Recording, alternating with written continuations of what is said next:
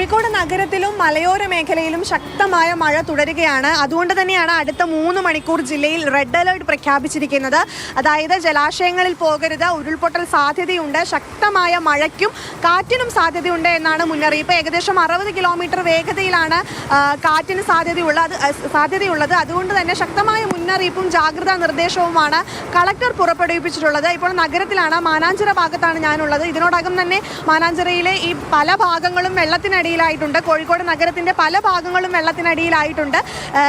മിഠായി തെരുവിലേക്ക് വരുവാണെങ്കിൽ കച്ചവടക്കാർ ഏകദേശം ഒരു 10 മണിയോടുകൂടി നല്ല തിരക്ക് വരേണ്ടതാണ്. പക്ഷെ മഴ ആയതുകൊണ്ട് തന്നെ ഒരു തിരക്കില്ല. പല കച്ചവടക്കാരും ചിലവരൊക്കെ മഴ കൊണ്ട് കച്ചവടം ചെയ്യുന്നുണ്ടെങ്കിലും ഇപ്പോഴും ഒരു അതായത് മിഠായി തെരുവ് അങ്ങ് കച്ചവടത്തിലേക്ക് കടന്നിട്ടില്ല. ചേട്ടാ, ഈ വെള്ളക്കെട്ടൊക്കെ ഒരുപാട് ബുദ്ധിമുട്ടുണ്ടാക്കുന്നുണ്ടോ? ഇവിടെ വെള്ളം ഒഴിഞ്ഞു പോകാനുള്ളൊരു സംവിധാനമില്ല. അതാണ് ഇവിടെ ഡ്രെയിനേജ് ഉള്ളതിൽ കംപ്ലീറ്റ് അടഞ്ഞു പോകുന്നതിനെ കൊണ്ടുള്ള ബുദ്ധിമുട്ടാണ്. ഈ വെള്ളം ഇങ്ങനെ ഉണ്ടാകുമ്പോൾ വണ്ടി ഓടിക്കാനും ഈ പാസഞ്ചർ ഇരിക്കുന്ന ആളുകളെ കാലിനുള്ളിലേക്ക് വെള്ളം പോകും.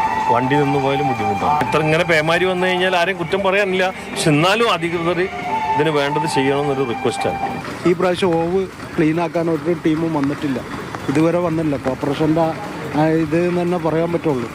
ഇനിയെങ്കിലും കോർപ്പറേഷൻ ശ്രദ്ധിക്കുക, ഈ വെള്ളത്തിൻ്റെ എന്തെങ്കിലും ഒരു വഴി എത്രയും പെട്ടെന്ന് കാണാം. അതിനോടൊപ്പം തന്നെ കക്കയം ഡാമിന്റെ കാര്യത്തിലേക്ക് വരികയാണെങ്കിൽ ഇന്ന് ഓറഞ്ച് അലേർട്ട് പ്രഖ്യാപിച്ചിരിക്കുകയാണ്. ഇത് മാത്രമല്ല, മരം വീഴുന്നതും വീടിന്റെ മുന്നിലേക്ക് വീഴുന്നതും റോഡിലേക്ക് വീഴുന്നതും എല്ലാം തുടരുകയാണ്. അതായത് ഇന്ന് നാദാപുരം തലശ്ശേരി സംസ്ഥാന പാതയിൽ വലിയൊരു തണൽമരം വീണിട്ടുണ്ട്.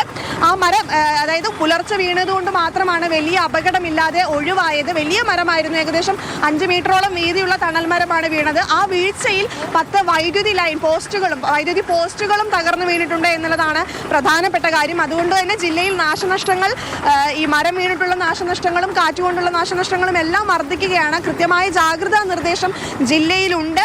ഈ പറഞ്ഞതുപോലെ അനാവശ്യ യാത്രകൾ ഒഴിവാക്കണം, അത്യാവശ്യ യാത്രകൾക്ക് വേണ്ടി മാത്രമേ പുറത്തിറങ്ങാവൂ എന്നാണ് ഇപ്പോൾ ജില്ലാ കളക്ടറുടെ നേതൃത്വത്തിലുള്ള സംഘം നമുക്ക് നൽകുന്ന മുന്നറിയിപ്പ്.